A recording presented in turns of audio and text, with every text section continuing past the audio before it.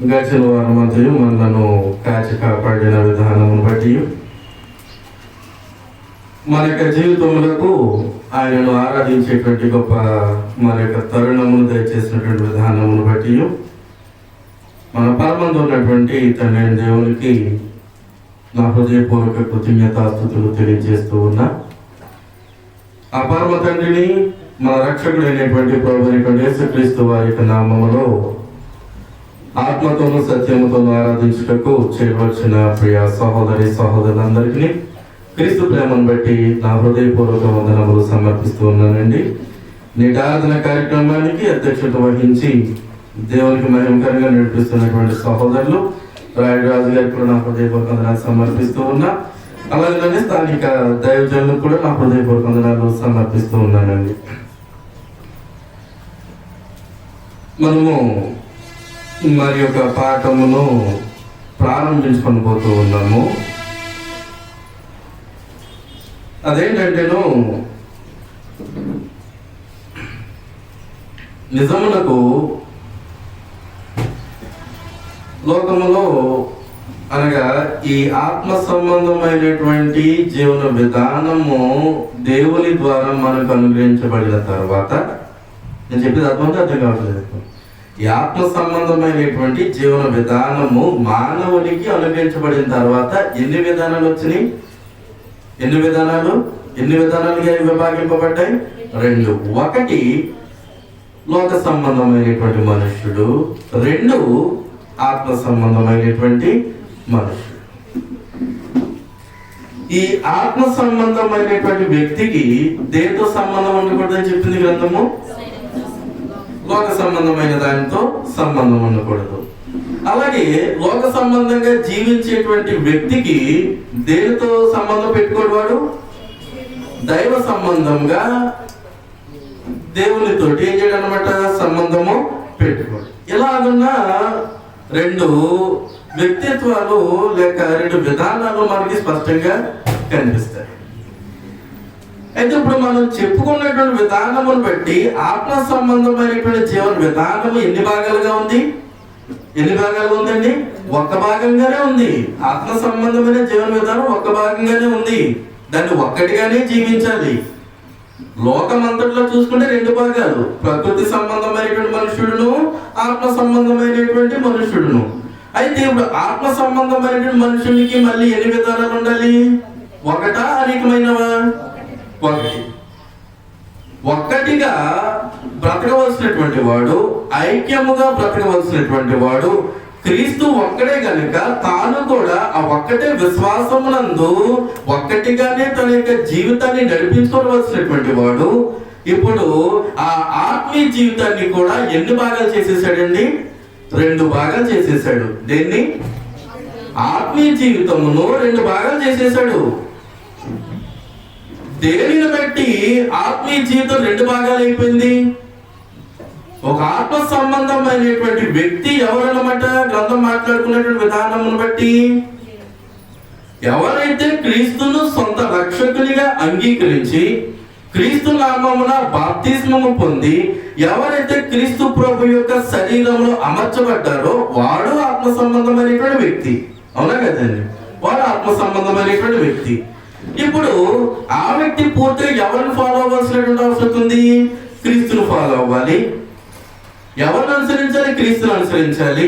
ఎవరి మనసు కావాలి? క్రీస్తుగా మనసు కావాలి. వేరొకటి ఏమైనా ఉందా అందులో? గ్రంథం చెప్పింది లేదు. కానీ ఈ ఆత్మ సంబంధమైనటువంటి వ్యక్తి పూర్తిగా ఆ బాప్తిస్మం పొందేటువంటి క్రమంలో కానివ్వండి, మారు మనసు పొందేటువంటి క్రమంలో కానివ్వండి, తన యొక్క జీవితాన్ని పూర్తిగా ఆత్మీయత స్థితిలోనికి మలుచుకోవడంలో విఫలమైపోయి ఆ ఒక్కటై ఉన్నటువంటి ఆత్మీయ జీవితాన్ని ఎన్ని భాగాలు చేసేస్తున్నాడు? రెండు భాగాలు చేసేస్తున్నాడు. లోక సంబంధంగా రెండు భాగాలు అనుకుంటే ఇప్పుడు ఆత్మీయంగా రెండు భాగాలు చేసేసాడు. ఆ రెండో భాగం ఏంటంటే ఆత్మీయ స్థితిలో ఆ ప్రకృతి సంబంధమైన దానిని తెచ్చి ఆత్మీయ దానికి తగిలించేయడం. ప్రకృతి సంబంధమైనటువంటి దాన్ని తీసుకొచ్చి ఆత్మీయ దాన్ని తగిలించాడు. అంటే ఇప్పుడు ఏ స్థితి అన్నమాట? అది అటు చల్లగా ఉన్నట్టు కాదు, ఇటు వెచ్చగా ఉన్నట్టు కాదు, రెండు మిక్స్ అయిపోయి ఎన్ని స్థితులు వచ్చినాయి? నులివెచ్చని స్థితి. ఇప్పుడు మొత్తం కలుపుకుంటే ఎన్ని రకాలు అయిపోయి?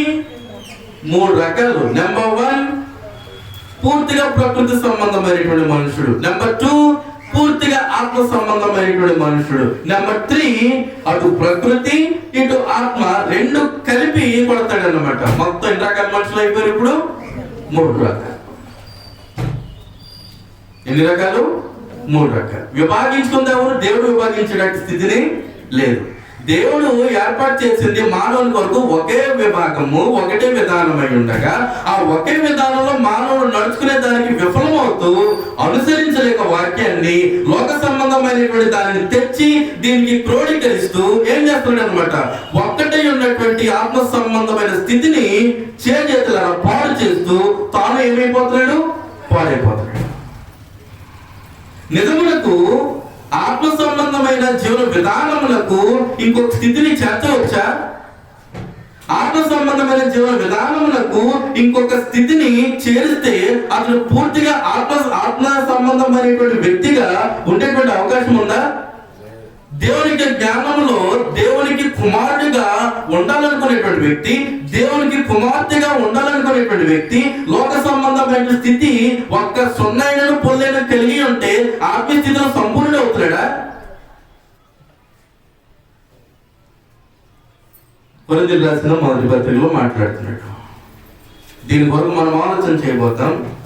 ఇప్పుడు స్టార్ట్ చేస్తున్నాను, గుర్తు పెట్టుకోండి. ఎప్పుడవుతుందో నాకైతే తెలియదు, కానీ ఇది చాలా ప్రాముఖ్యమైనటువంటి సంగతి. ఇది కొరింథీయులకు రాసిన మొదటి పత్రిక 2వ అధ్యాయము 14-15 వచనంలో. కొరింథీయులకు రాసిన మొదటి పత్రిక 2వ అధ్యాయము 14-15 వచనం. ఆత్మ కలిగించేటువంటి పరిస్థితిని గురించి ఒక ఆత్మ సంబంధమైనటువంటి వ్యక్తి లేక పరిశుద్ధాత్ముడు జరిగించేటువంటి పనిని గురించి తెలియజేస్తున్నాడు అపోస్తలుడైనటువంటి పౌలు. ఆత్మ ఎలాగో ప్రోత్సహిస్తుందో, ఆత్మ వల్ల ఉపయోగం ఏంటో, దాని యొక్క బలం ఏంటో, ఆ ఆత్మ సంబంధమైనటువంటి సంగతులు ఎవరు గ్రహిస్తారో ఎవరు గ్రహించలేరో, గ్రహించుటకు బలవంతులు ఎవరో గ్రహించలేనటువంటి బలహీనులు ఎవరో, ఇవన్నీ తెలియజేసి క్రమంగా మాట్లాడాడు అపోస్తలుడైనటువంటి పౌలు. మాట్లాడుతూ తెలియజేస్తున్నాడు 14వ వచనము. ప్రకృతి సంబంధి అయిన మనుషుడు, ఏ మనుషుడండి? ప్రకృతి సంబంధి అయిన మనుషుడు దేవుని ఆత్మ విషయములను ఏం చేయడు? అంగీకరించడు. అవి అతనికి వెర్రితనముగా ఉన్నవి. అవి ఆత్మానుభవము చేతనే ఏమోను వివేచింపదనని గ్రహించగలడు. ఆత్మీయ అనుభవము ఉన్నవాడు. ఎవరు ఆత్మీయ అనుభవం ఉన్నవాడు? పేతురు పత్రికలో చెప్పినట్లుగా దేవుని యొక్క జ్ఞానం విషయంలో అనుభవం కలిగిన వాడు, అనుభవ జ్ఞానము కలిగిన వాడు మాత్రమే ఏం చేయబడతాడు అన్నమాట? ఆత్మానుభవం చేతనే ఆత్మ సంబంధమైన సంగతులు ఏం చేస్తాడనమాట అండి? వివేచింపదగును గనుక అతడు వాటిని గ్రహింపజాలడు. ఎవరు? ప్రకృతి సంబంధించిన మనుషుడు దేనిని గ్రహింపజాలడు? ఆత్మ సంబంధమైన సంగతులు గ్రహింపజాలడు. ఏ ప్రకృతి సంబంధించిన మనుషుడు ఇక్కడ? రెండో ఆలోచన చేయొచ్చు. పూర్తిగా ప్రకృతి సంబంధించిన మనుషుడు, దేవుడు పూర్తిగా ఎరగలేనటువంటి వారిని తెచ్చిపెట్టవచ్చు. ఇక్కడ ఇంకో ఏమైనా తెచ్చిపెట్టవచ్చు అనమాట. ఆత్మ సంబంధముగా దేవునికి జ్ఞానం తెలిసి కూడా ఆ బురదలో అడుగుపెట్టి ఈ ఆత్మీయమైనటువంటి పరిశుద్ధతకు ఆ బురద అనేటువంటి మలినాన్ని తగిలించేటువంటి వాడు. 2 రకాలు. ఆ ప్రకృతి, ఆ దేవునికి జ్ఞానము పూర్తిగా తెలిసినటువంటి వ్యక్తి ఈ ప్రకృతిని ఆశ్రయించకూడదని తెలుసా అంటేను తెలుసు, తెలిసి కూడా అంటించుకునేటువంటి వాడు, తెలిసి కూడా చేసేటువంటి వారికి ఇంక ఎంత వాక్యం చెప్పినా ఏం చేయబడదు అన్నమాట. బుర్రకి ఎక్కించుకోవాలి సరి కదా, ఎంత చెప్పినా ఏం చేస్తాడనమాట? ఆ చేసిన తప్పు చేస్తూనే ఉంటాడు. చేసిన తప్పు ఏం చేస్తూ ఉంటాడండి? చేస్తూనే. వాక్యం ద్వారా హెచ్చరింపబడుతూ ఉండగా ఆ వాక్యంలో గల సత్యమును అర్థం చేసుకునేటువంటి స్థాయిని కోల్పోతాడు ఆ లోక సంబంధమైనటువంటి జ్ఞానమును కలిగి. మత్తయి సువార్త 13వ అధ్యాయంలో ఎవరు మాట్లాడాడు? మత్తయి సువార్త 13వ అధ్యాయము ఉపమానముల గురించి మీకు అనేక పర్యాయములు తెలియజేశా. ఉపమానముల గురించి ప్రభువైనటువంటి యేసుక్రీస్తు వారు శిష్యులతో మాట్లాడుతూ తెలియజేస్తున్నటువంటి సమాచారం ఏంటంటేను, అక్కడ ఆల్రెడీ ఒక ఉపమానం చెప్పాడు. ఆయన విత్తువాని గురించిన ఉపమానం చెప్పాడు. ఆ ఉపమానమును గురించి కొంతమందికి అర్థం కాలేదు. అయితే దాని సంగతి పక్కన పెడితే 10వ వచనము నుండి మాట్లాడుతూ ఉన్నారు శిష్యులు. ఎవరు మాట్లాడుతున్నారండి? శిష్యులు మాట్లాడుతూ ఉన్నారు. ఏమని మాట్లాడుతున్నారంటే చదువుదాము 10వ వచనం నుండి. మత్తయి సువార్త 13వ అధ్యాయము 10వ వచనం నుండి. తరువాత శిష్యులు వచ్చి, ఎప్పుడు? ప్రభు అయినటువంటి యేసుక్రీస్తు వారు విత్తువాన్ని గురించినటువంటి ఉపమానమును చెప్పిన తర్వాత అది శిష్యులకు అర్థం కాకపోతే వచ్చి అడుగుతున్నారు, ఎందుకు ఉపమాన రీతిగా నీవు మాట్లాడుతున్నావు అని అడుగుతున్నారు. ఉపమాన రీతిగా ఎందుకు మాట్లాడుతున్నావు అని అడుగుతున్నారు. అర్థం కావట్లేదండి. చదివేద్దాము. తర్వాత శిష్యులు వచ్చి, నీవు ఉపమాన రీతిగా ఎందుకు వారితో మాట్లాడుచున్నావని ఆయనను అడగగా, ఆయన వారితో ఇట్లా, నేను పరలోక రాజ్య మర్మములు ఎరుగుట. ఎవరు మాట్లాడుతున్నాడు? దేని గురించి? పరలోక సంబంధమైన స్థితిని గురించి తెలుసుకునుట మీకు అనుగ్రహింపబడి ఉన్నది, కానీ వారికి అనుగ్రహింపబడలా. వారికి అనగా ప్రకృతి సంబంధమైనటువంటి మనుషునికి ఆత్మ సంబంధమైనటువంటి స్థితులను గ్రహించేటువంటి మనసు వారికి అనుగ్రహింపబడదు. ఎందుకంటే ఆ వ్యక్తి తన చేతులారా దేవుని యొక్క వాక్యాన్ని అర్థం చేసుకునేటువంటి తత్వాన్ని కోల్పోయాడు, ఈ ప్రకృతి తత్వాన్ని తెచ్చిపెట్టి. ఆత్మ సంబంధమైనటువంటి వ్యక్తి సరిగా ఏదైతే ఆత్మీయ స్థితికి చేకూర్చకూడదో దానినే చేకూర్చి ఏ స్థితిని కోల్పోతున్నాడు అనమాట? ఆత్మీయ స్థితిని కోల్పోతున్నాడు. కనుక ఇక్కడ మాట్లాడుతున్నాడు, పరలోక రాజ్య మర్మములు ఎరుగుట మీకు అనుగ్రహింపబడి ఉన్నది, కానీ వారికి అనుగ్రహింపబడలేదు. ఎందుకు అనుగ్రహింపబడలేదు? ఎందుకు అనుగ్రహింపబడాల? కొంతమంది మాత్రమే అనుగ్రహింపబడి మిగతా వారికి ఎందుకు అనుగ్రహింపబడలేదు అనగా, మిగతా వారు ఎవరని చెప్పుకున్నాము? ప్రకృతి సంబంధమైన మనుషులకి దేవుని యొక్క జ్ఞానమును గ్రహించేటువంటి వరం లేదు. కారణం ఏంటి? చూడండి 12వ వచనము. ఎందుకు ఇవ్వబడలేదంటేను, కలిగిన వానికే ఇవ్వడును. దీనికి ఒక ఉపమానం చెప్పండి. కలిగిన వానికే ఇచ్చినటువంటి ఉపమానం ఏంటి? తలాంతులకు వచ్చినటువంటి ఉపమానం. 5 తలాంతులు కలిగినటువంటి వ్యక్తి ఎన్ని సంపాదించాడు? మరి 5 సంపాదించాడు. 2 తలాంతులు అప్పగింపబడినటువంటి వ్యక్తి ఎన్ని సంపాదించాడు? మరో 2 సంపాదించాడు. ఇద్దరిని ఏమన్నాడు? బలా నమ్మకమైనటువంటి మంచి దాసుడా, నీవు ఈ కొంచెములో నమ్మకముగా ఉన్నావు గనుక నీ యజమాని సంతోషంలో పాలు పొందమని. పాలు పొందమంటే అర్థం ఏంటి? లోపలికి రమ్మని కింద రాయబడి ఉంటది. మత్తయి సువార్త 25వ అధ్యాయంలో చెప్పబడినటువంటి ఉపమానం అది.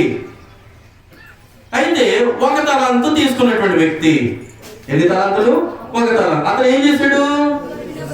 యజమానుని ఎదిరించాడు. ఏమని ఎదిరించాడు? నువ్వు విత్తని చోట కోయువాడవును, పంట పండిన చోట కూర్చుకుని వాడవునా ఉన్నావునైనా. ఎవరిని? నిజానికి ఏం చేయాలి?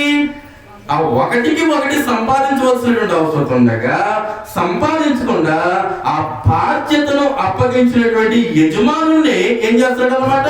ఎదురాడాడు. యజమానుని ఏం చేస్తాడండి? ఎదురాడాడు. అక్కడ లాస్ట్ గా మాట్లాడుతున్నాడు. 26 నుంచి ఇంచుమించుగా 30 వచనం వరకు మధ్యలో చదివితే, కలిగిన వానికే ఇయ్యబడును, లేని వానికి తనకు కలిగినది కూడా తీసివేయబడును.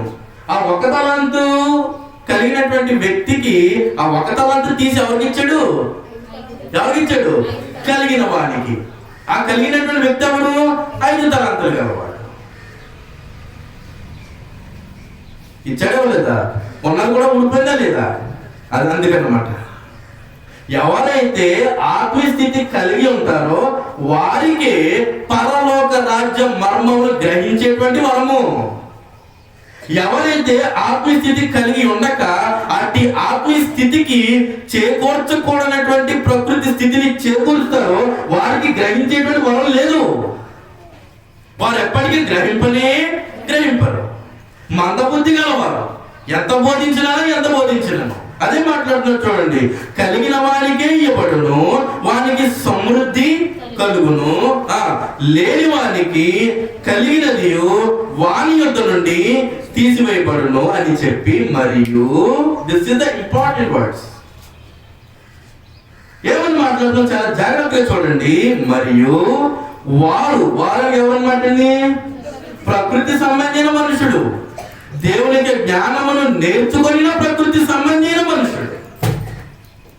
దేవుని జ్ఞానము నేర్చుకున్నటువంటి ప్రకృతి సంబంధించిన మనుషుడు ఏం చేస్తాడు అనమాట? వారు చూచుచుండియు చూడనట్టుగా, వినుచుండియు అలా గ్రహించలేనట్టుగా, వినలేనట్టుగాను గ్రహించలేనట్టుగాను మళ్ళీ బయటకు వెళ్ళిన తర్వాత అదే ఏదైతే చేయకూడదు దాన్నే చేస్తుంది. వింటారా దేవునికి వాక్యాన్ని? వింటారు. చేయకూడదని వింటారు. కానీ చేయడం మానట్లా.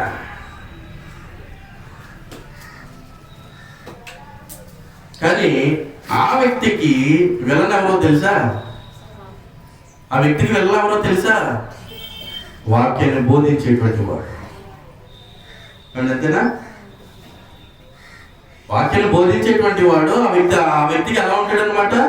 విలన్. ఇది నా కోసమే అంటాడు ఒకడు, ఇది ఎలా బోధించకూడదు అంటాడు ఒకడు. గ్రహించాలి కానీ ఏకలాగిత అంటే తాను చేసేటువంటి తప్పిదమును కప్పిపుచ్చుకునే దానికి బోధించిన ఆత్మ సంబంధమైనటువంటి సంగతులు గ్రహింపక ఆ చేయకూడనటువంటి పొరపాట్లు చేస్తూనే పోతున్నాడు. కారణం ఏంటంటే ఈ ఆత్మస్థితికి దేనిని చేకూర్చి ఆ గ్రహించేటువంటి కొన లక్షణం ఏం చేస్తున్నాడు అనమాట అండి? కోల్పోతూ కాంప్రమైజ్ అయిపోతున్నాడు అనమాట. ఆత్మ సంబంధమైన జీవనం ఎంతమంది బతకట్లేదు, ఆన్లైన్టి ఏళ్ళైంటి ఎవడ గొడవ ఎందుకు? నీది నువ్వు చూసుకుంటా. ఎవరి ఆత్మస్థితి వారిది. అలాగనే ఆత్మీయ జ్ఞానం నేర్చుకునేటువంటి వ్యక్తి కూడా ఎదుటి వారిని వేలెత్తి అస్తమాట చూపించకూడదు. ఆ వ్యక్తి మారేటువంటి అవకాశం, మారలేని ఆలోచన కూడా ఉన్నది కూడా పోతుంది. ప్రతిసారి ఒక తప్పు చేసేటువంటి వ్యక్తిని ఇంక అదే పనిగా ఇలాగా పొడుతా కూర్చుంటే మందేయకుండా పొడుతాయింది. పొడుతూ అంటే ఏమవుద్ది? సూదంతా ఉన్న కన్నము ఎంత అవుద్ది? అప్పుడు ఆ వ్యక్తి పూర్తిగా మారేదానికి అవకాశం ఉంటుంది. రెండో ఉన్నాయి. రైట్, మన ప్రారంభమైపోతున్నాం. కలిగిన వానికి ఇవ్వబడును, వానికి సమృద్ధి కలుగును. లేని వానికి కలిగినది వాని ఇంటిని తీసివేయబడును. మరియు వారు చూచుచుండియు చూడరు, వినుచుండియు వినకయు గ్రహింపకయు ఉన్నారు. విని కూడా వినలేనట్టుగాను, చెవులు పడినటువంటి మాటలు గ్రహించలేనట్టుగాను, మాకు దీంతో సంబంధం ఏమీ లేదు అన్నట్టుగాను ఉన్నారు. ఏ సంబంధి అనమాట అండి? ప్రకృతి సంబంధి అయినటువంటి మనుషులు. అర్థం కావట్లేదు. వచ్చిన కొన్ని పత్రికకు అంటే ప్రకృతి సంబంధి అయినటువంటి మనుషుని యొక్క స్వభావం ఏంటన్నమాట? చూచుచుండియు చూడలేనట్టుగా, విని కూడా వినలేనట్టుగా, ఆ విన్నది అర్థమయ్యి కూడా అర్థం కాలేనట్లుగా కూర్చుంటాడంట. అదేండి, అర్థమయ్యి కూడా నాకు సంబంధం ఉంది దీంతో తెలిసి కూడా నాకేం సంబంధం లేదన్నట్టుగా బ్రతుకుతాడు. ఎవరు? ఆత్మీయ స్థితికి ఈ భౌతిక సంబంధమైన స్థితిని తగిలించినటువంటి వ్యక్తి. అది అర్థం కావట్లేదు. చదివేద్దాం మరొకసారి. 14 వచనం 2వ అధ్యాయం. ప్రకృతి సంబంధి అయిన మనుషుడు దేవుని ఆత్మ విషయములను అంగీకరింపడు. ఎందుకు అంగీకరింపడు చెప్పండి సారి? ఎందుకు అంగీకరింపడు? వాడు చూచుచుండియు చూడలేనట్టుగా, వినుచుండియు వినలేనట్టుగా, అర్థమయ్యి కూడా అర్థం కానినట్టుగా ఉంటాడు కనుక వాడు గ్రహించడు, తెలిసే చేస్తాడు అనమాట ఆత్మ సంబంధమైనటువంటి వ్యక్తి. అయితే ఇక్కడ మాట్లాడుతుంది పూర్తిగా ప్రకృతి సంబంధమైన మనుషుని కోసమా, లేదంటే ఆత్మీయ స్థితికి ఈ ప్రకృతి సంబంధమైన లక్షణాలు తగిలించినటువంటి వ్యక్తుల కొరకు మాట్లాడుతున్నాడు ఇక్కడ పౌలు? ఆత్మ సంబంధమైన అనగా పరిశుద్ధమైనటువంటి క్రీస్తు ప్రభు యొక్క శరీరము అనబడిన సంఘములో లేనిపోని విభేదాలు, లేనిపోని సమస్యలు తెచ్చిపెట్టినటువంటి ఈ ప్రకృతి సంబంధమైన మనుషుల కొరకు మాట్లాడుతున్నాడు. కనుక ఏమని మాట్లాడుతున్నాడు మరి చదివేస్తున్నా, ప్రకృతి సంబంధించిన మనుషుడు దేవుని ఆత్మ విషయంలో అంగీకరింపాడు. అవి అతనికి ఎలా ఉన్నాయి? సువార్తను గురించి నేను సిగ్గుపడేవాడిని కాదు, నేను ఎలాగా నమ్ము ప్రతి వారికి రక్షణ కలిగి చేయడానికి అదేంటది దేవునికి శక్తి అయినటువంటి ఆ యొక్క దేవుని యొక్క వాక్యము అతనికి ఎలా ఉంది? అదే దీని పక్కన ఏమని మాట్లాడాడు? 1:18 సిలువను కూర్చిన వార్త నశించుచున్న వారికి వెర్రితనము. ఎవరికి అంటే ఆత్మీయ జీవితానికి ప్రకృతి సంబంధమైన స్థితిని తగిలించిన వాడు ఎవడన్నమాట? రక్షింపబడేవాడా, నశించిపోయేటువంటి వాడా? ఎవరు నశింపజేస్తున్నారు అతన్ని? లేక ఆమెను ఎవరు నశింపజేస్తున్నారండి? తనకు తానుగా స్వనాశనము కొని తెచ్చుకుంటున్నాడు. తనకు తానుగా స్వనాశనమును కొని తెచ్చుకుంటున్నాడు. కనుక అవి దేవుని శక్తి కలిగినటువంటి జ్ఞానం అతనికి ఎలా ఉంటుందంట? వెర్రితనంగా ఉండును. అవి ఆత్మానుభవం చేత వివేచింపదగును కనుక అతడు వాటిని గ్రహింపజాలడు. 15 ఆత్మ సంబంధించిన వాడు అన్నిటినీ వివేచించును, కానీ అతడు ఎవరి చేతనైనను వివేచింపబడడు. ఈ 2 వచనాల్లో ఎన్ని రకాలు కనబడుతున్నాయి? 2 వచనాలు ఎన్ని రకాలు కనబడుతున్నాయండి? 2 రకాలు. నెంబర్ 1 ప్రకృతి సంబంధించిన మనుషుడు. 14 నెంబర్ 2 ఎవరండి? ఆత్మ సంబంధి అయినటువంటి మనుషుడు. అది మొన్న అర్థం కావట్లేదు. రెండింటిని కలిపితే ఇంకోటి బయటకు వస్తాడు. ఎవరు? నులివెచ్చని స్థితి కలిగి ఉన్నటువంటి మహానుభావుడు. అయితే ఈ 14వ వచనమును దానికి తగిలించవచ్చు అంటేను నులివెచ్చని స్థితికి చక్కగా తగిలించవచ్చు. తగిలించవచ్చండి, తగిలించవచ్చు. ఈరోజు మనం దాని కొరకు ఆలోచన చేయబోతున్నాము. ప్రకృతి సంబంధమైన మనుషుడు ఆత్మీయ జ్ఞానము తెలిసి కూడా ప్రకృతి సంబంధమైనటువంటి కోరికలను, ఆలోచనలను నెరవేర్చుకునేటువంటి మనుషుడు. ఎవరా వ్యక్తి? దేవుని దృష్టిలో ఎలాంటి వాడు? దేవుని యొక్క వాక్యానికి విరుద్ధంగా నడుచుకునేటువంటి వాడు, దేవుని యొక్క వాక్యంలో లేనటువంటి క్రమాన్ని తన జీవితంలోనికి తెచ్చిపెట్టుకునేటువంటి వాడు ఎవడు? ప్రకృతి సంబంధమైన మనుషుడు. ఆ ప్రకృతి సంబంధమైన మనుషుడు దేవుడు అంగీకరిస్తాడా? దేవుని చేత అంగీకరింపబడతాడా? ఆ వ్యక్తిని దేవుడు గుర్తిస్తాడా? స్వయంగా దేవుడు గుర్తించేటువంటి స్వభావం అదేనా?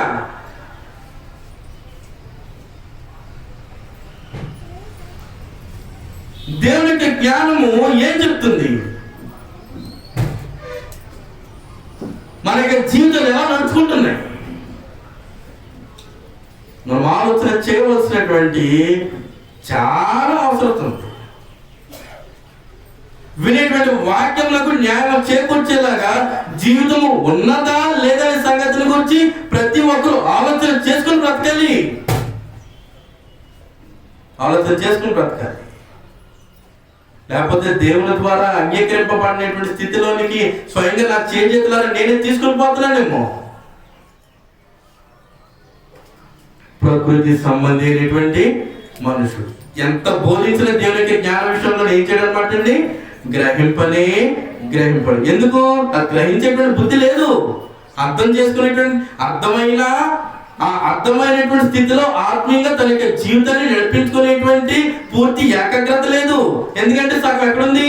ప్రకృతిలో ఉంది, లోక సంబంధంగా ఉంది. సగం ఎక్కడుంది? ఇలాంటి నులివెచ్చని స్థితి దేవుడు ఎప్పటికీ ఏం చేయడం అనమాట అండి? అంగీకరించాడు. అనగా ఇప్పుడు చెప్పండి, దేవునికి జ్ఞానం విని కూడా దేవునికి జ్ఞానం విని కూడా ఈ ప్రకృతి సంబంధమైన లోక సంబంధమైన స్థితిని జీవితంలోకి ఆహ్వానించి ప్రకృతి సంబంధమైన మనిషిగా నడుచుకునేటువంటి వ్యక్తి ఎవరో చెప్పండి సార్? ఎవరండి?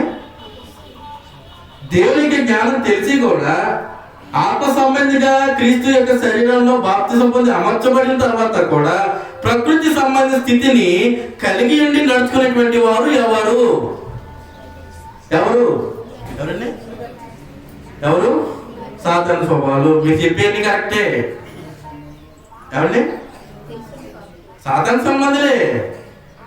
అంతమించి ఇంకోటి ఏంటో తెలుసా?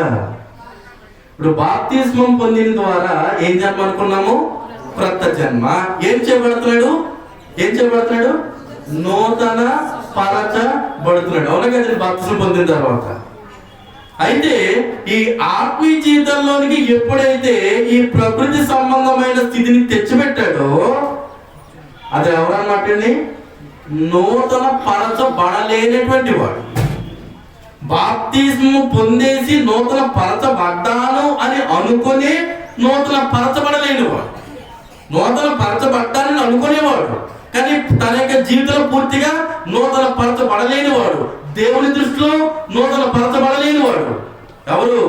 ఆత్మీయ స్థితికి భౌతిక సంబంధమైన స్థితిని తగిలించేటువంటి వాడు.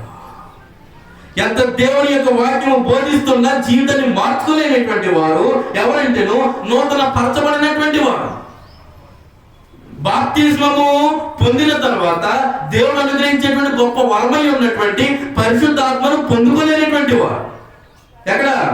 2:38 అపోస్తలుల కార్యంలో మారు మనసు పొంది పాప క్షమాపణ నిమిత్తము యేసు నామమున బాప్తిస్మం పొందండి, అప్పుడు మీకు పరిశుద్ధాత్మను వరము అనుగ్రహింపబడు. ఆ వరము పొందలేనటువంటి వాడు, ఆ పరిశుద్ధాత్మను వరము క్రమంగా పొందినవాడు మాత్రమే నూతన పరచబడిన వాడు. ఎవరైతే పరిశుద్ధాత్మకు విరుద్ధంగా నడుచుకుంటున్నారో పరిశుద్ధాత్మ వాడిలో ఉంటాడా? ఉండడు. పరిశుద్ధాత్మ ఎవరినైతే ఉండడో వాడు ఎవడన్నమాట? నూతన పరచబడలేనటువంటి వాడు. క్రీస్తు ద్వారా అనుగ్రహింపబడేటువంటి నూతన స్థితిని సంపాదించలేనటువంటి వాడు. బాప్తిజం పొందిన పేరుకే తప్ప ఆ బాప్తిజం యొక్క విలువ తెలిసి క్రీస్తు యొక్క మరణము, సమాధి, పునరుత్థానంలో పాలు పొంది ఉన్నారనే సంగతి మర్చిపోయి ఆ గొప్ప సంబంధం నుండి జీవితాన్ని చేతుల దూరపరుచుకునేటువంటి వాడు, నూతన పరచబడలేనటువంటి వాడు. ఎవరండి? అంటే ఇప్పుడు అలాగే నూతన పరచబడలేనటువంటి వ్యక్తి ఎవరి ఆలోచన ప్రకారం నడుస్తాడు? ఎవరి ఆలోచన ప్రకారం నడిచేటువంటి వాడు తన స్వభావ సిద్ధంగా సొంత ఆలోచన, సొంత నీతి, సొంత క్రమము. దేనికి విలువనివ్వడు? దేవునికి వాక్యానికి విలువనివ్వడు. ఏ క్రమంలో నడుచుకోడు? దేవునికి వాక్య క్రమంలో నడుచుకోడు. ఏ క్రమంలో జీవితాన్ని స్థిరపరచుకోడు? దేవునికి వాక్య క్రమంలో జీవితాన్ని స్థిరపరచుకోడు. దేవుడేమో సమస్త మానవాళి జీవితంలో స్థిరపరచుటకు తన యొక్క జ్ఞానాన్ని ఇస్తే ఆ జ్ఞానాన్ని పక్కన పెట్టి నాకంటే తెలివైనదా ఇక దేవునికి జ్ఞానం అన్నట్టుగా బ్రతుకుతాడు ఈ ప్రకృతి సంబంధి అయిన మనుషుడు. ఎంత వాక్యాన్ని బోధించాడు. పేతురు రాసిన 2వ పత్రిక 2వ అధ్యాయం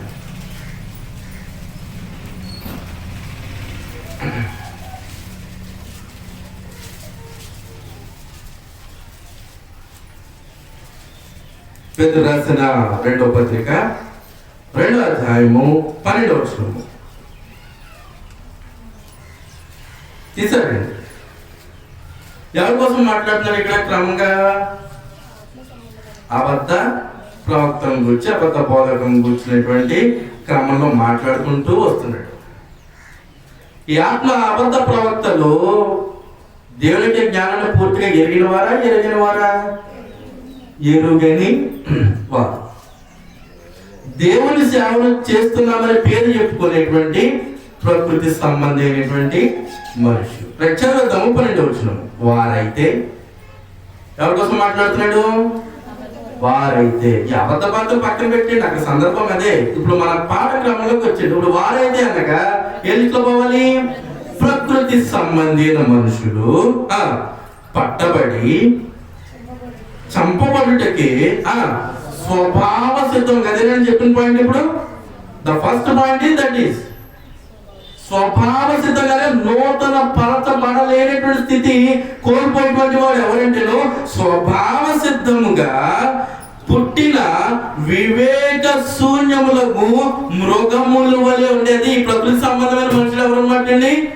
తెలివి లేని, గ్రహింపలేనటువంటి పశువు.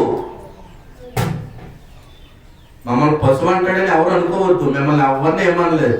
ఎవరైనా ఏదో నేను చెప్పేటువంటి ప్రకృతి సంబంధమైన మనుష్య స్వభావం కలిగిన వారు ఉన్నారు ఇక్కడ? ఎవరైనా ఎవరు లేరు. అందరూ ఎవరు? మనము పరిశుద్ధులు. మనమందరం ఎవరము? ఆత్మ సంబంధమైన వ్యక్తులు. మనమందరం ఎవరము? క్రీస్తును అంగీకరించిన వారము. క్రీస్తు యొక్క పరిశుద్ధత కొరకు చెమటోర్చి రక్తము కార్చి ప్రయాసపడుతున్నటువంటి వారము. మనలో ఎవరు లేరు? ప్రకృతి సంబంధించిన మనుషులు. వాళ్ళు ఎలా ఉంటున్నారో చెప్తున్నా. మళ్ళీ ఎవరినైనా అంటున్నానేమో అని మేదేసుకోకండి. మనం ఎవరితోనో మాట్లాడుతూ పక్క చెవులు కొరికెత్తు, లేదంటే ప్రార్థన అయిపోయిన తర్వాత కింద దిగి మాట్లాడుకును, లేదంటే తర్వాత వారం మధ్యలో కలిసిన సోదరులతో మాట్లాడుకును. అది అలా చెప్పొచ్చని నీ స్వభావాన్ని బయటెట్టుకోకు. అవునా కదండి? ఇప్పుడు అలా మాట్లాడి తన స్వభావం అంటే నువ్వు ఇతడు ఎలాగ ఉన్నాడని నీకు సోదరుడు చెప్తుంది. ఎవరికి చెప్పకే ఇది నా కోసం చెప్పారంట, కానీ అది మాత్రం అందరికీ పాకేస్తుంది. పాకదేమో అనుకుంటాడు. వద్దండి. ఒకవేళ దేవుని వాక్యము బోధిస్తూ ఉండగా అది నీకు అని అనిపించిందంటే, ప్రభువు యేసుక్రీస్తు వారు సువార్తలో చెప్పింది ఏంటంటే, అది నీకు అని అనిపించిందంటే there is a fault in your spiritual life. నీ ఆత్మీయ జీవితంలో లోపం ఉంది. ఆ లోపం ఉంది కాబట్టి నీకు అది గుంజుకుంది. గుంజుకున్న తర్వాత నువ్వు ఏం చేయాలి? దేవుని యొక్క వాక్యం ఈ క్రమం చెప్పింది కనుక ఇప్పుడు నేనేం చేయాలంటాను? ఆ వాక్య రూపంలోకి నా జీవితం మార్చుకోవాలనేటువంటి ఆలోచన కలిగి ఉండి నడుచుకోవాలి తప్ప ఇది నా కోసం చెప్పారని టీవీ సమాచార శ్రవంతి చేయకూడదు.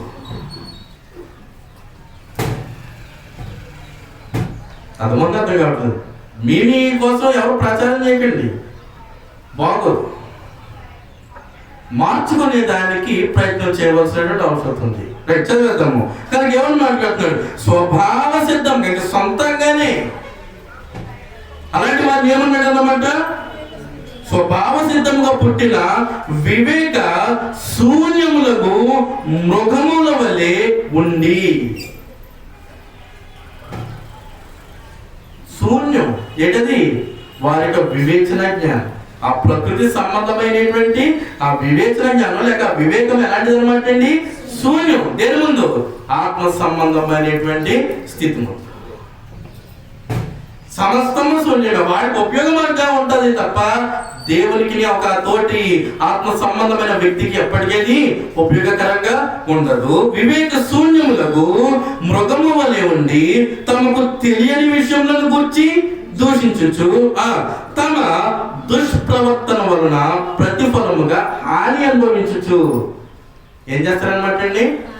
తమ యొక్క దుష్ప్రవర్తన వలన ప్రతిఫలం ఏమనుభవిస్తారంట? హాని అనుభవిస్తారు. దానికి అంటే వాడు చేసే పరిమాణ పనికి ఏమనుభవిస్తున్నాడు? బాధ అనుభవిస్తూనే మళ్ళీ ఏం చేయడానికి కోరుకుంటాడంట? మళ్ళీ ఆ పని చేయడానికే. మరి కారణం ఏంటో తెలియదు. వాడు ఆత్మ సంబంధమైనటువంటి వ్యక్తిగా దేవుని దృష్టిలో ఎన్నిక చేయబడ్డాడు. ఈ ప్రకృతి సంబంధమైనటువంటి స్వభావం కలిగిన వాడు ఎవరని చెప్పుకున్నాము? నూతన పరచబడిన వాడును. అందులో మళ్ళీ రెండోది ఏంటనమాట? స్వభావ సిద్ధముగా ప్రవర్తన కలిగిన వాడై ఉన్నాడు. దేవుని వాక్యాన్ని అనుసరించి కాదు, దేవుని వాక్యమును అనుసరించగలరు. అలాంటి వారిని ఏమని చెప్పాడు ఇక్కడ? మనుషులు అన్నాడా, మృగములు అన్నాడా? వారి యొక్క వివేచన పనికొచ్చేదా లేదంటే పనికిరాందా? శూన్యం, పనికిరాదు. కనుక ప్రకృతి సంబంధమైన మనుషుడు ఆత్మ సంబంధమైనటువంటి స్థితులను లేదా దేవుని యొక్క వాక్యాన్ని గ్రహింపడు. కారణం ఏంటంటేను అతడు నూతన పరచబడని వాడు. రెండవది అతడు స్వభావ సిద్ధంగా ప్రవర్తన కలిగిన వాడును, స్వభావ సిద్ధంగా సొంత ఆలోచనలకును సొంత తలంపులకును నెరవేర్చుకుని వాడై ఉన్నాడు కనుక దేనికి చోటేవాడు? ఆత్మ సంబంధమైనటువంటి స్థితికి దేవునికి వాక్యములకు చోటు ఇవ్వడు. ఇలాంటి వ్యక్తి ఎవరు లేనివాడు అనుకున్నాము? ఎవరు లేనివాడు? ఇంకా చెప్పండి, ఎవరు లేనివాడు? దేవుడు లేనివాడు. కరెక్ట్. ఎవరు లేనివాడు?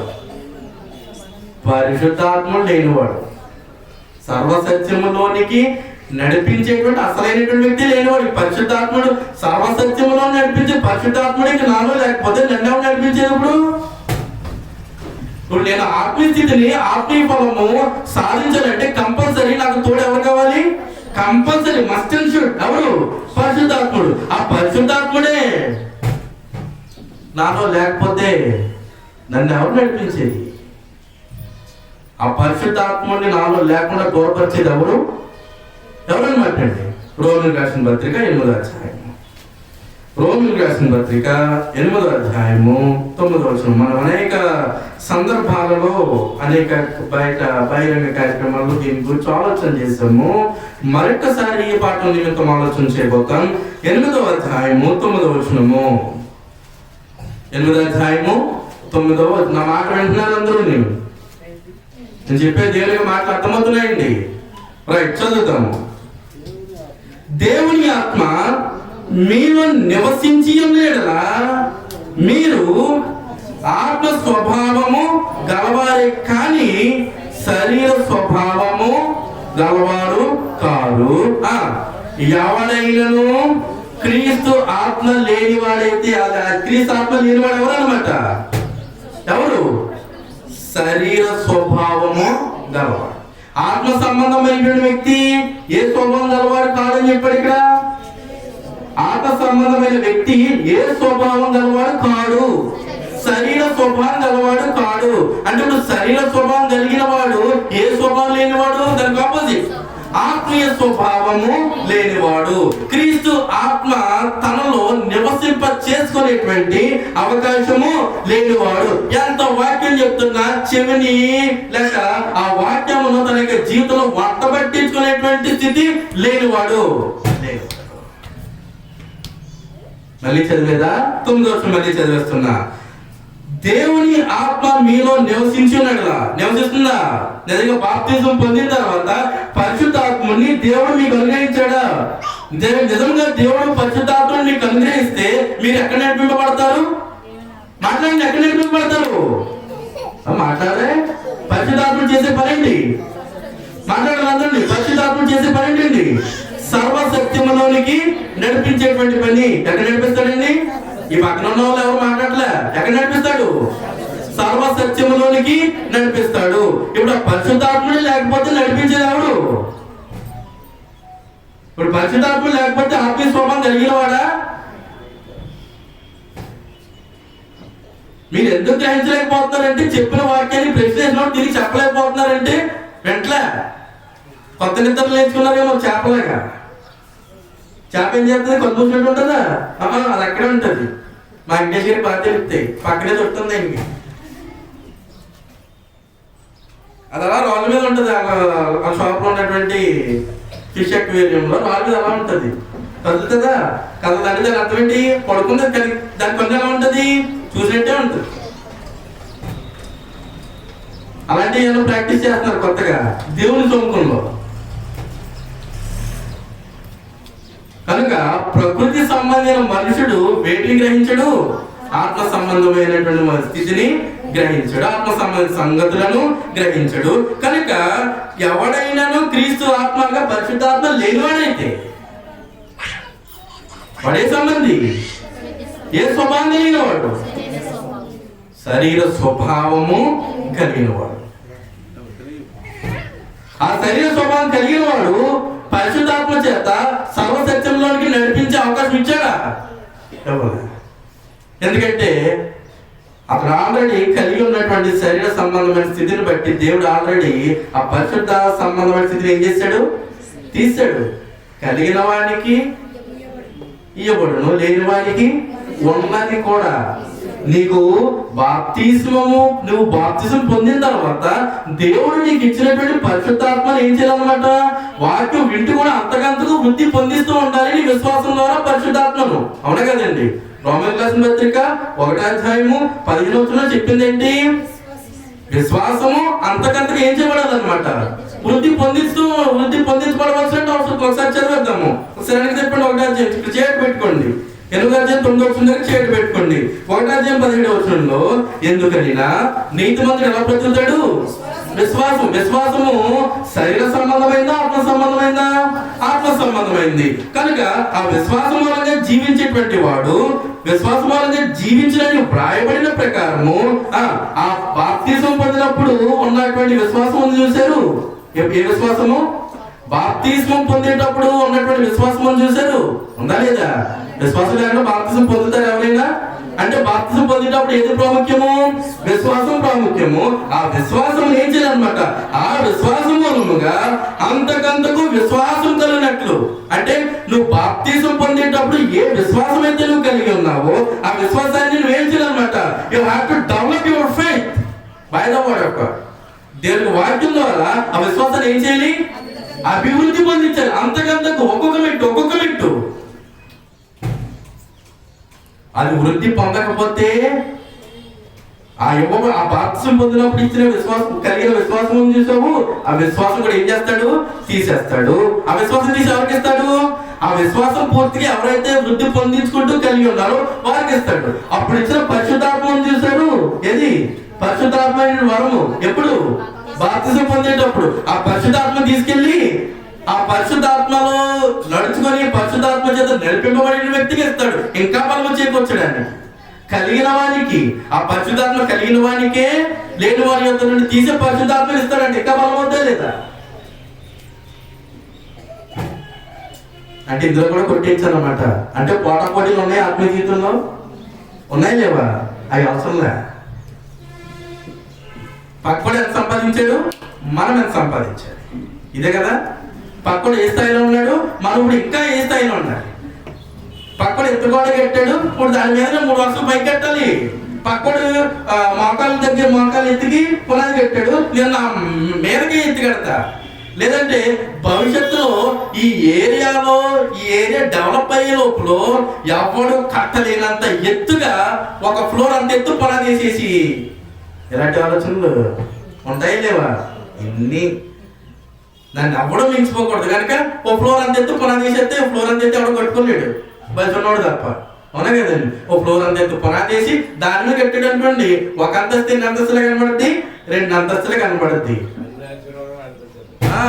ఎక్కడి నుంచి అండి, ముందు నుంచి రావయ్యి, దేవుని దగ్గర నుంచి అస్సలు రావయ్యి. ఎక్కడి నుంచి రావాలి అక్కడి నుంచి వస్తాయి. ఉన్నాడికి ఎక్కడి నుంచి పంపేవాడు ఎవరు? ప్రకృతి సంబంధి అయిన అధికారి ఎవరు? వాటి దగ్గర నుంచి బోర్డు వస్తాయి, ఇలాంటి దుఃఖాలు వాటి దగ్గర నుంచి వస్తాయి. ఎవడైనా క్రీస్తు ఆత్మ లేని వాడైతే వాడు ఆయన వాడు, దేవుని వాడు, క్రీస్తు వాడు కాడు. నువ్వు ప్రకృతి సంబంధమైన మనుషుడువా, ఆత్మ సంబంధమైన మనుషుడువా? ఆత్మ సంబంధమైన మనుషుడు అయితే వేరే లేదు. ప్రకృతి సంబంధమైన మనుషుడు అయితే ఇదిగో చాలా ప్రమాదం పొంచి ఉంది. ఏం కావాలో తర్వాత చెప్తా. ఇంకా ఆత్మీయ సంగతులు గ్రహించడు, గ్రహింపలేవడంట. వాడు గ్రహించకపోగా గ్రహించే వాడిని కూడా గ్రహింపలేవుడు. అలాంటి ప్రమాదంలో ఒకవేళ నీ జీవితం ఉందేమో, అలాంటి స్థితిలో కనుక నీ జీవితం ఉందేమో ఒకసారి ఆలోచన చేసుకో. దేవుని నేర్చుకునేటువంటి దేవుని యొక్క వాక్యములకు విరుద్ధముగా నీ జీవితం నడుచుకుంటుందేమో ఆలోచన చేసుకో. దేవుని యొక్క వాక్యం విరుద్ధంగా నీ పాదములు తొట్టిల్లుతున్నాయేమో ఒకసారి వాక్యం బట్టి సరిచూచుకో. ఒకవేళ వాక్యంలో విరుద్ధంగా నీ పాదములు తొట్టిల్లుతుంటే నీ వాక్యం బట్టి దాన్ని ఏం చేయాలన్నమాట? జాగ్రత్తగా కాపాడుకోవలసిన బాధ్యత ఉంది. అది ఎవరొస్తారు కదండి, మీరు చెప్పిన వాక్యం గట్టుకుంటూ ఎవరికైనా పనిచేస్తుంది. దేవుని వాక్యం ఎవరికైనా పనిచేస్తుంది. దేవుని వాక్యం ఎవరికైనా పాదములకు దీపమును, త్రోవకు వెలుగు. అది ఎవరికైనా, పెద్దవాడికైనా, ఎవరికైనా సరే దేవుని వాక్యాన్ని మాత్రము విడిచిపెట్టి స్వభావ సిద్ధంగా ఏ ఒక్కరూ నడుచుకునే దానికి పూనుకొనకండి. ఎందుకంటే దేవుని యొక్క ఆత్మను పొందుకొని, అనగా బాప్తిస్మ పొంది విశ్వసించి పరిశుద్ధాత్మ వరం పొందుకొని ఆయన వాడు కాకుండా పోతే ఇంకెందుకు వచ్చిన బ్రతికేది? ఎంత అంతేనా? విశ్వసించాడు, మారుమనసు పొందాడు, బాప్తిసం పొందాడు. బాప్తిసం ద్వారా పరిశుద్ధాత్మను వరం పొంది కూడా బహుమానం ఇచ్చిన వాడే లాగేసుకునేటువంటి బ్రతుకు ఎందుకు వచ్చిన బ్రతుకది? బహుమానం ఎప్పుడు లాగేసుకుంటున్నాడు? అయినా ఇచ్చిన వాడు ఎప్పుడు ఎక్కడ తీసుకుంటున్నాడు? ప్రకృతి సంబంధమైన స్థితిని ఈ ఆత్మ సంబంధమైన స్థితితో జోడించినప్పుడు ప్రమాదం ఉందా? అలాగే ఆత్మీయతలో పోటీ కూడా పెట్టాడా దేవుడు? అంటే ఎదుటివారి యొక్క అంతస్తులుగా ఇది కాదు, ఎదుటివారి విశ్వాసం కంటే నేను ఇంకో మెట్టెక్కాలి. అలా వాక్యం నేర్చుకుంటూ విశ్వాసాన్ని కనుపరుచుకుని క్రియతోటి మెట్టెక్కుతూ సహోదరులు మీరిరువురు కూడా యవనస్తులు మాదిరిగాను, యవనస్తులు చనిపోయిన మాదిరికరంగాను ఆత్మీయ సంఘం అంతా కూడా అభివృద్ధి పొందవలసినటువంటి అవసరం ఉండగా మాదిరికరంలో పెద్దల్ని అత్తమాలకి మారండి, రండి, చేయండి, పొండట్టుంటే ఏ స్వభావం కలిగిన వారు ప్రతిసారి చెప్పుకుంటుంటే, ఏ స్వభావం కలిగిన వారు ఎంత వాక్యమైన జీవితాల్లో మీరు ప్రకృతి సంబంధమైన స్థితిని తెచ్చి సంఘానికి మచ్చ తెస్తుంటే ఏ స్వభావం? నేను ఇక్కడ విడిచిపెడుతున్నా. దీనికి కొనసాగింపు మరి యొక్క ఆరాధనలో మనము ఆలోచన చేయబోతాం. ఎంతవరకు శ్రద్ధగా ఉన్నారు? మీ అందరికీ క్రీస్తు ప్రేమను బట్టి నా హృదయపూర్వకంగా సమర్పిస్తున్నా. అందరికీ వందనాలండి.